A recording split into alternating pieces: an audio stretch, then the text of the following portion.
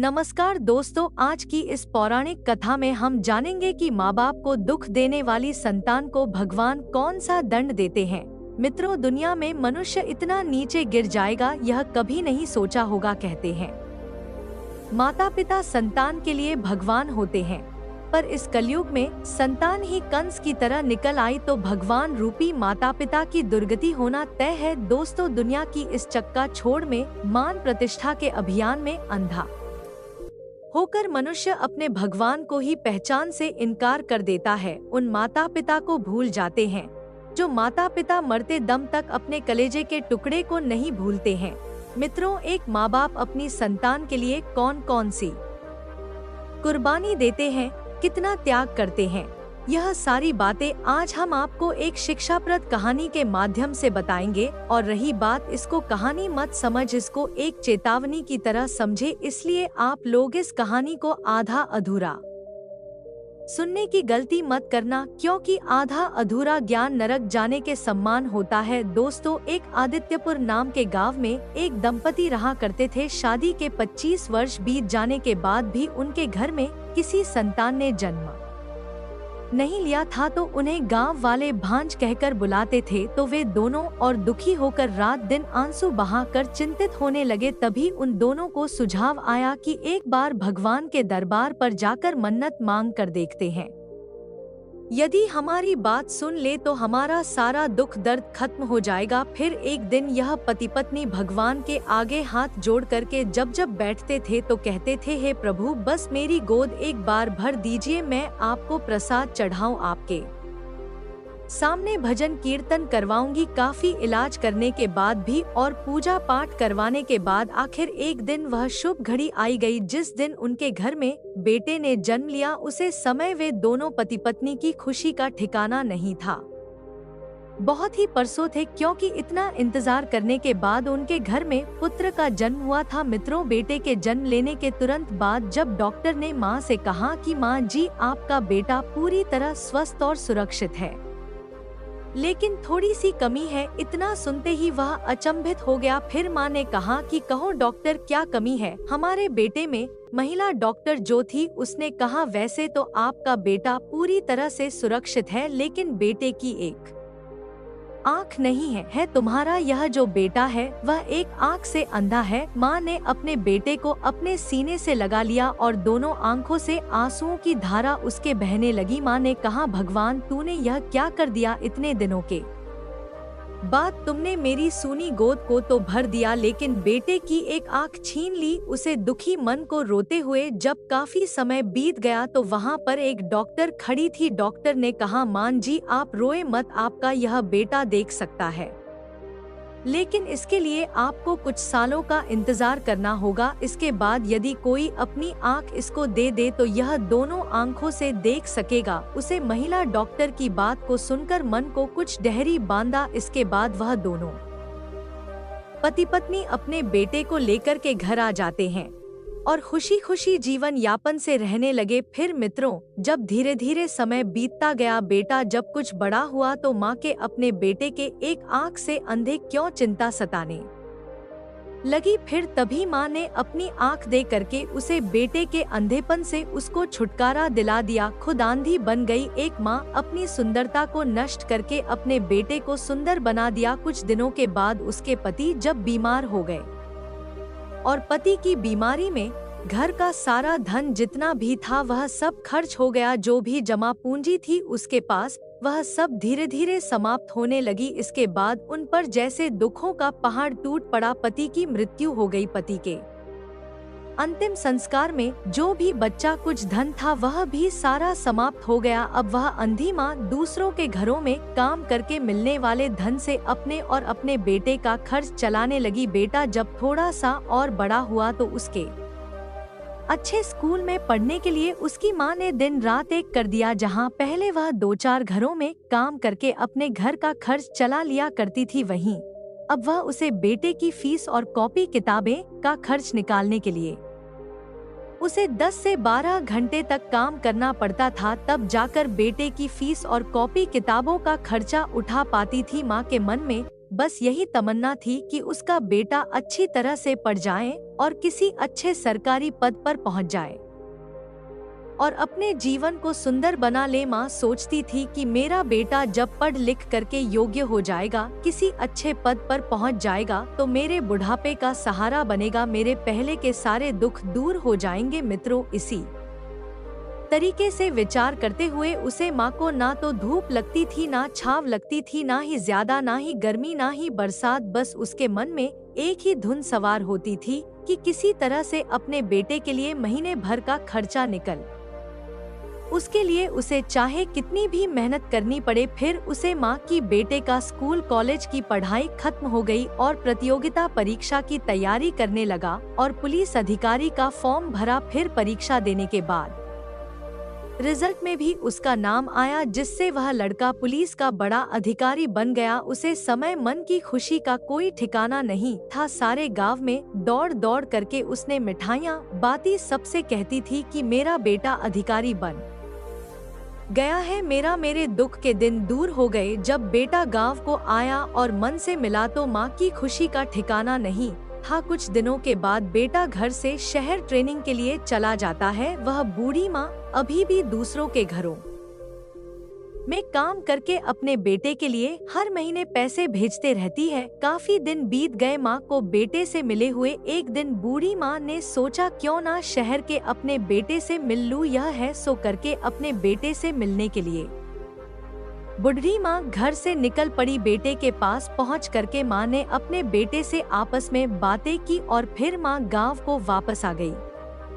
उधर जो बेटे के मित्र थे वह सब आपस में कहने लगे कि तेरी माँ कितने गंदे कपड़े पहनती है और वह एक आँख से भी आंधी है। बेटे ने जब दोस्तों के मुंह से ऐसी बात सुनी तो उसे अपनी माँ से कह दिया कि माँ, अब तुम मुझसे मिलने के लिए शहर मत आया करो, क्योंकि तुम्हारे आने के बाद मेरे दोस्त मेरा मजाक उड़ाते हैं कि तुम्हारी माँ एक आँख से आंधी है। तो माँ का हृदय कितना कोमल होता है। फिर माँ ने सोचा कि मेरे बेटे ने ठीक ही कहा है, यदि मेरे जाने से मेरे बेटे का अपमान होता है तो मैं वहाँ नहीं जाऊंगी। उसने कहा ठीक है बेटा, मैं तो नहीं आऊंगी, लेकिन तुम बीच बीच में आकर के मुझसे मिलकर जाना। मैं ज्यादा एक दिन तक आपको नहीं देखी तो मेरे मन में बेचैनी होने लगती है, मुझे रहा नहीं जाता। धीरे धीरे समय बिता गया। बेटे ने एक जिले में बड़े अधिकारी का पद संभाल लिया। पहले बेटा कभी कभी कुछ दिनों में माँ का हालचाल ले लिया करता था, लेकिन जब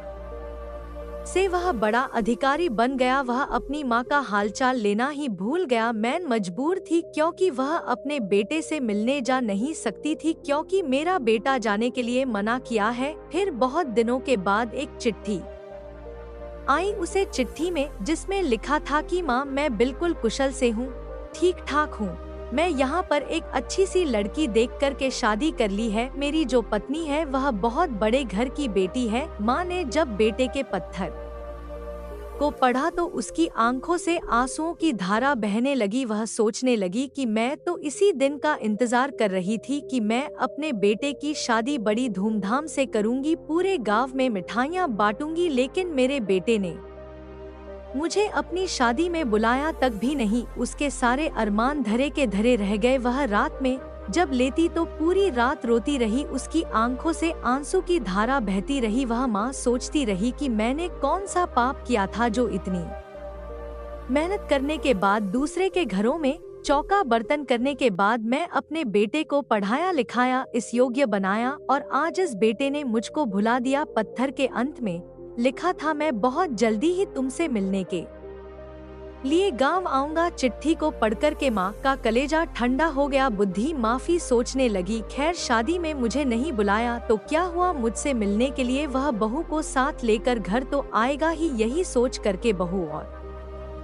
बेटे के कुशलता की कामना भगवान से करते हुए बूढ़ी माँ अपने दिन को गुजरने लगी। फिर कुछ दिनों के बाद जब दूसरी चींटी आई तो उसे चिट्ठी में लिखा हुआ था, माँ जी, मेरे घर में पुत्र का जन्म हुआ है, आपको होता हुआ है। पोते की बात सुनते ही बुढ़िया की खुशी का ठिकाना नहीं रहा। अब की बार वह पोते को देखने के लिए धीरज नहीं धर्म सारी उसके मन की प्रबल जिज्ञासा उत्पन्न हो गई। आखिर एक दिन वह बुढ़ी माँ अपने बहू और बेटे और पोते से मिलने के लिए अपने घर से चल पड़ी। फिर वह शहर पहुंची और जहां बेटे का घर था, जो सरकारी आवास बेटे को रहने के लिए मिला हुआ था, बुद्धिमान पता लगाते लगाते इस आवास पर पहुंच गई। आवास के बाहर जो तैनात सुरक्षा कर्मी थे, उन्होंने उसे बुद्धिमान को आवास के अंदर जाने से रोक दिया। फिर वह बुद्धिमान कहने लगी कि यहाँ जो तुम्हारा अधिकारी है वह हमारा बेटा है, लेकिन उसे बूढ़ी माँ की हालत को देख करके कोई भी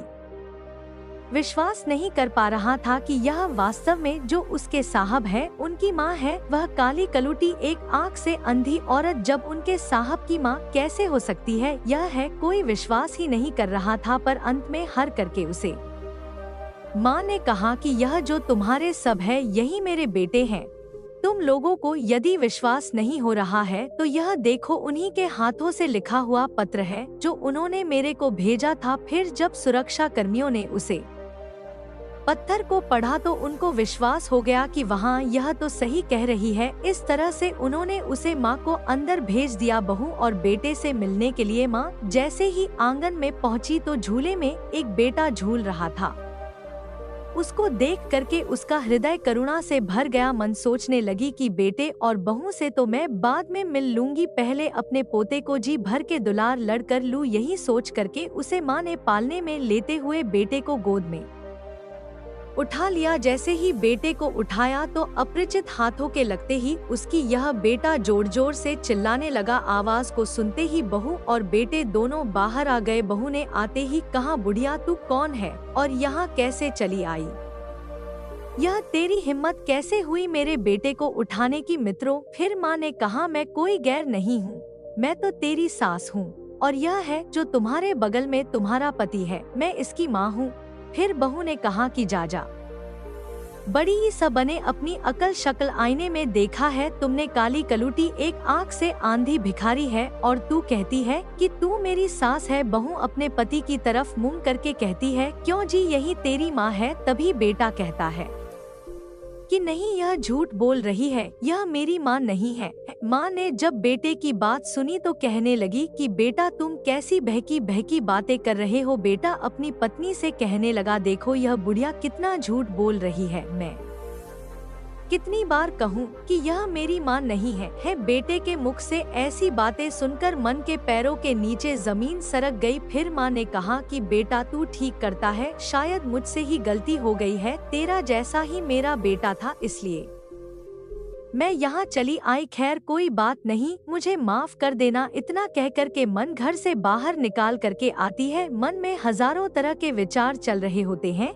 जिस बेटे का आज करने को मैंने बुढ़ापे का सहारा समझा, वही बेटा बड़ा घर की बेटी से विवाह करके मुझे पत्नी के सामने पहचानने से इनकार कर रहा है। अब मैं क्या करूंगी? मैं जी करके भी जिसे मैं सुख का साधन समझा था, बुढ़ापे के लाठी समझा था, आज वही लाठी टूट गई। आज तक जिसके सहारे जीती चली आई, आज वही सहारा छूट गया। फिर आंखों से आंसुओं की धारा बहने लगी और कहने लगी, वहाँ भगवान यह तेरा कैसा न्याय है? जिस बेटे को पालने के लिए सर्दी गर्मी ज्यादा और बरसात में काम करते करते मैं काली कलूटी हो गई, और जिस बेटे को सुंदर बनाने के लिए मैंने अपने आँख तक दे दी, जिस बेटे को लायक बनाने के लिए मैंने दूसरे के घरों में चूल्हा चौका किया, आज धन और पद के नशे में वही बेटा मुझे पहचानने से इनकार कर रहा है। जिसे मैं सुख का साधन समझा था, आज वही मुझे दुख की गठरी समझ रहा है। इस तरह से विचार करते हुए वह बाहर आती है और बाहर तैनात एक सुरक्षा कर्मी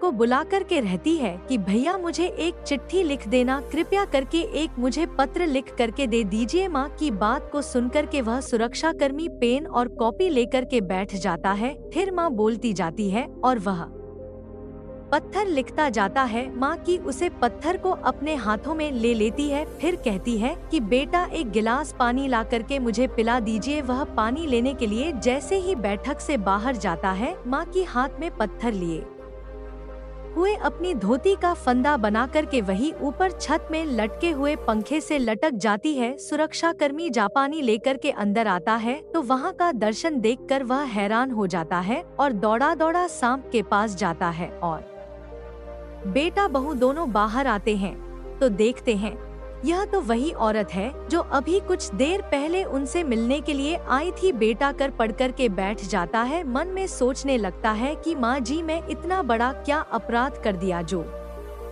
तुमने अपने जीवन को ही समाप्त कर लिया है। फिर बहू आती है, माँ जी के हाथों में जो पत्थर था उसे निकाल करके पढ़ती है। पत्थर में लिखा था कि बेटा मैं देखने में अच्छी नहीं लगती थी, एक आँख से अंधी थी, उसका कारण भी तू ही है। जब तू पैदा हुआ था तब तुम एक आँख से अंधे थे, तो एक आँख मैं तुम्हें दे करके तुमको सुंदर बना दिया और खुद में आंधी हो गई। और बेटा मैं पहले इतनी काली नहीं थी, तुम्हें पढ़ने लिखने के लिए योग्य बनाने के लिए दूसरों के घरों में ज्यादा गर्मी और बरसात के महीना में काम करके मैं काली कलूटी हो गई। इसमें मेरा कोई दोस्त नहीं है। मुझे अपने अंधेपन होने से कोई दुख नहीं था, मुझे तो खुशी थी कि मेरा बेटे की दोनों आंखें हैं। मुझे कुरूप होने का कोई दुख नहीं था, मुझे तो खुशी थी कि आज मेरा बेटा सुखी है। मैं अपने आप को रोक न सकी और तुमसे मिलने के लिए शहर चली आई, लेकिन जब तुमने ही मुझे पहचानने से इनकार कर दिया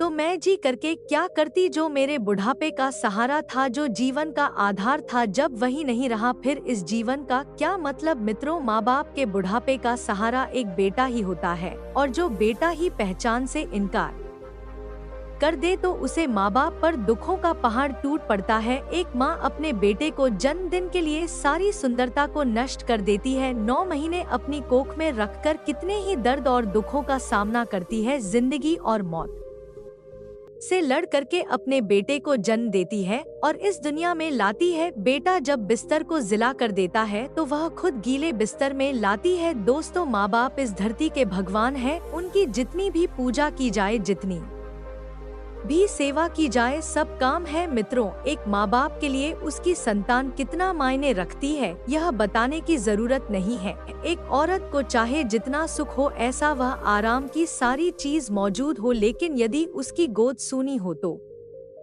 उसके लिए सब कुछ व्यर्थ है। दुनिया का सारा सुनना सुख व्यर्थ है। दोस्तों, इस संसार में केवल माता पिता ही है जो आपके सच्चे हितैषी हैं, बाकी सब स्वार्थ के रिश्ते हैं। इसलिए बोलकर भी अपने माँ बाप को कभी मत सताना, उन्हें कभी दुख मत देना, उन्हें ऐसी बातें कभी मत कहना जो उसके दिल पर लग जाए। उन्हें हमेशा सुखी रखना आता है। उम्मीद है कि आपको यह कहानी अच्छी लगी हो, तो हमारे इस चैनल को लाइक, शेयर और सब्सक्राइब करके अपना सपोर्ट जरूर दे। धन्यवाद दोस्तों।